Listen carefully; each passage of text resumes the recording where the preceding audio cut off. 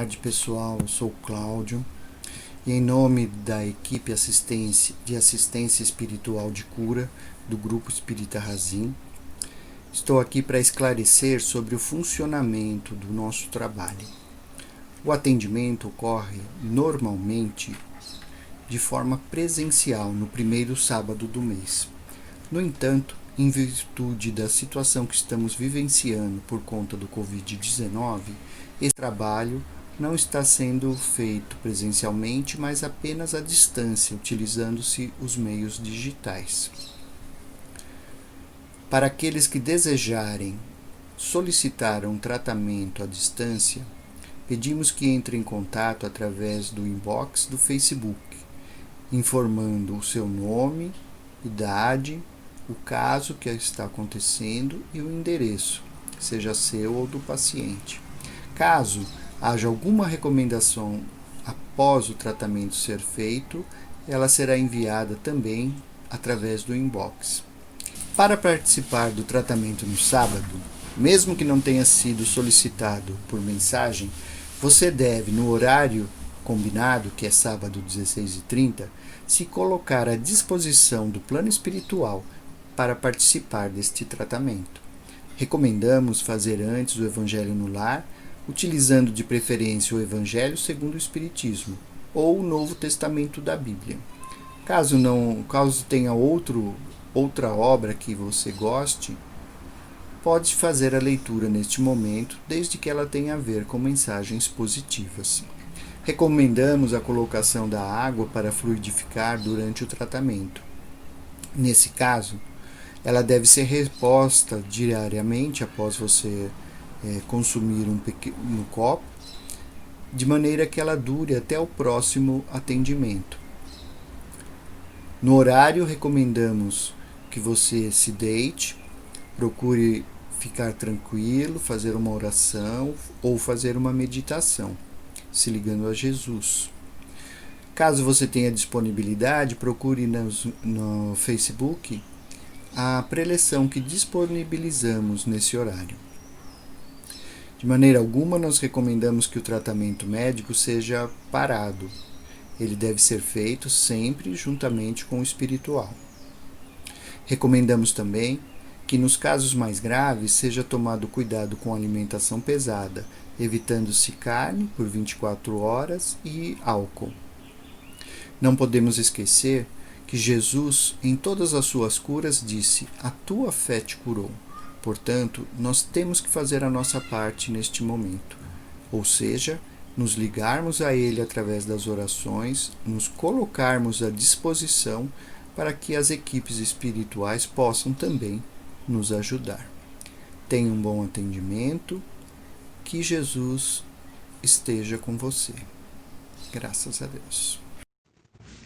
Boa tarde a todos. Trouxemos o tema para a nossa preleção de hoje, a cura e o desenvolvimento moral. Há 15 dias trouxemos para refletir a questão da dor e a cura, e um trecho marcou muito a reflexão. Vivemos em dois mundos, segundo o Espiritismo, regido por leis próprias. O mundo físico vivencia a lei de causa e efeito, leis da matéria. O mundo espiritual é regido pelas leis morais derivadas do uso da liberdade, do livre-arbítrio, e as doenças espirituais são inseparáveis dessas leis morais. Portanto, iniciamos a nossa reflexão de hoje não com uma pergunta, mas com uma conclusão. Precisamos investir no nosso desenvolvimento moral. E o Espiritismo pode nos auxiliar, se pensarmos que é uma doutrina sustentada por um tripé filosófico, científico e moral, que nos chama a usar a razão, a estudar e a entender principalmente a nós mesmos, como somos, como funcionamos, como nos relacionamos e como reagimos perante a vida. Já vivemos no planeta uma revolução científica na qual a maioria de nós foi espectador. Na revolução moral, somos protagonistas, o que implica em deixar a heteronomia e construir a autonomia. Na heteronomia, o corpo e a alma estão separados. Deus, a sociedade e o outro determinam quem eu sou e o que devo fazer.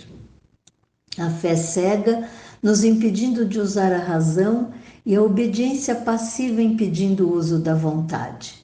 E se os espíritos superiores nos relembram o tempo todo que o nosso sofrimento moral está ligado à nossa imperfeição, que pode agravar as nossas dores físicas, o homem sem responsabilidade pelos seus atos, sem espírito livre, tende a sofrer mais.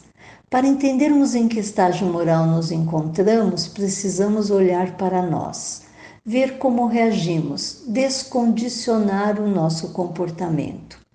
Agimos muito no automático. Precisamos prestar atenção e fazer escolhas conscientes. Uma sugestão importante é, ao invés de nos perguntarmos por que as situações se repetem na nossa vida, é perguntar para que elas ocorrem.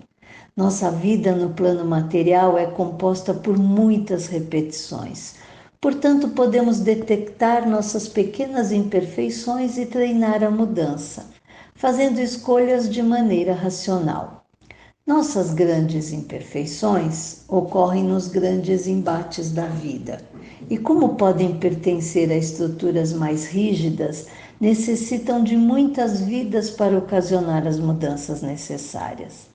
Outro ponto que nos auxilia em nosso desenvolvimento moral é discernir o que são sentimentos da alma e o que são emoções primárias, aquelas ligadas aos instintos animais e que foram muito importantes, pois nos auxiliaram na nossa sobrevivência por milhares de anos.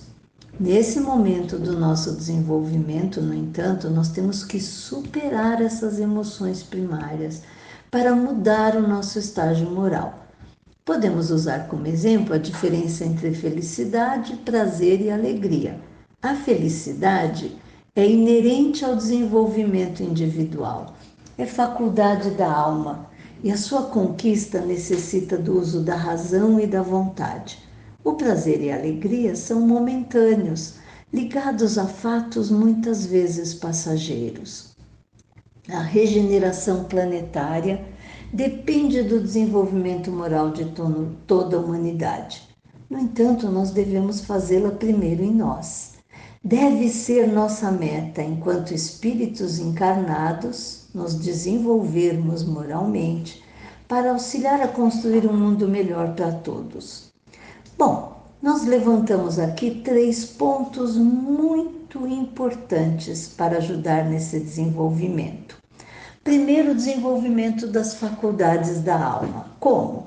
Usando a razão, desenvolvendo essa razão pelo uso da inteligência, desenvolvendo a vontade, que ajuda na aquisição de valores importantes, e o uso da imaginação, no desenvolvimento do senso estético e criativo.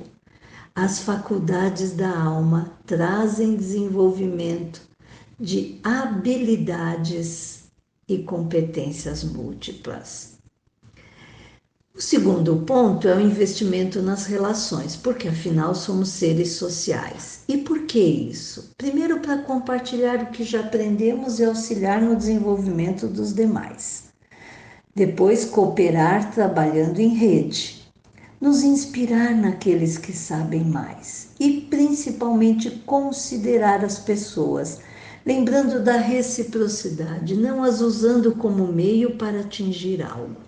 E o terceiro ponto muito importante é estudar sempre, estabelecer metas, exemplificar, estruturar relações de todos os tipos, diversas, fazendo escolhas que independam da aprovação dos outros.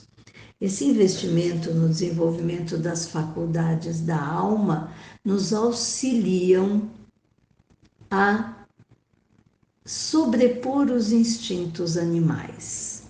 No Livro dos Espíritos, na pergunta 785, encontramos a seguinte pergunta: qual o maior obstáculo ao progresso? O orgulho e o egoísmo, nos dizem os espíritos. Refiro-me aqui ao progresso moral, porquanto o intelectual se efetua sempre.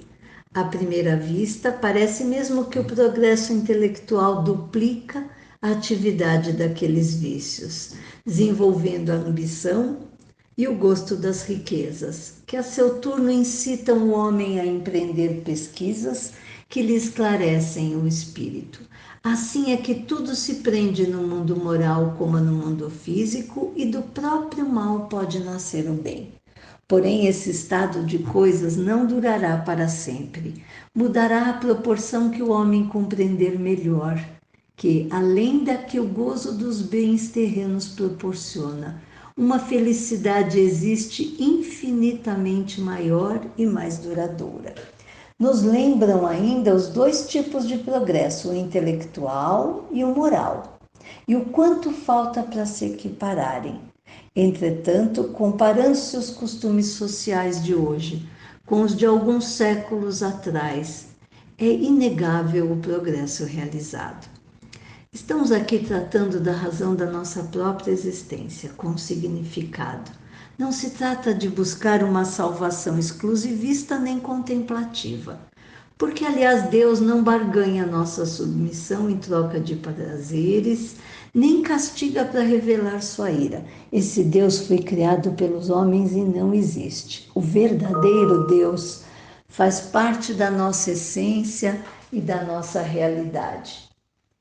E se faz representar de um lado por leis imutáveis do mundo moral, por outro pela infinita diversidade de seres responsáveis por manter voluntariamente a harmonia do cosmos.